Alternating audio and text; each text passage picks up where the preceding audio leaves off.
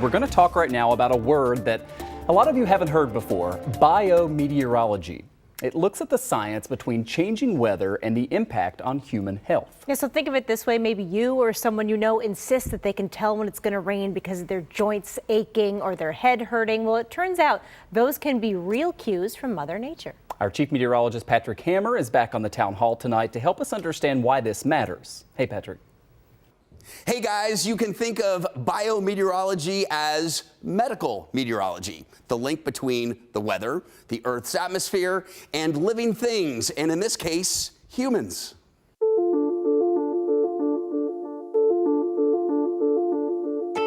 You just get this really deep ache, and then sometimes I find that the power of my grip is less than I'm used to. Jean Thomas lives with rheumatoid arthritis, and while she's not a meteorologist, she can tell when the weather is about to change. This is my weather, sort of my weather vein, because it's my left wrist that seems to be most impacted. Jean feels the most discomfort before temperatures start to drop and when rain is on the way.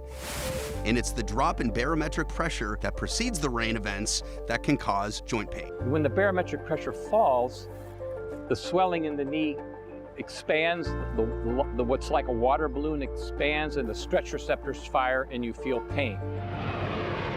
Changing air pressure around us doesn't just impact patients with arthritis.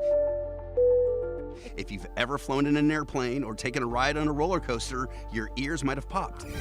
Headaches and migraines can also be a precursor to changing weather, all related to barometric pressure changes. As far as the impact from dropping temperatures, the elasticities of tendons and cartilage can diminish with colder temperatures. Cold weather affects patients with arthritis. There's increased stiffness, and there are a few specific diseases where the cold makes it worse. But there's another side of biometeorology that can be deadly and long-term. Professor Russell Dickerson, who is an expert in atmospheric chemistry, says the biggest impact that the weather has on human health is through air pollution. Environmental pollution, and air pollution especially, causes more morbidity and mortality than tuberculosis, AIDS, and armed conflict combined. Dr. Dickerson says an estimated 9 million people worldwide are killed by health complications stemming from air pollution every year, and the biggest culprit is ozone pollution. It causes premature aging of the lungs and is related to sickness and even death. Asthma attacks, lung cancer, and cardiovascular problems are all linked to this type of pollution.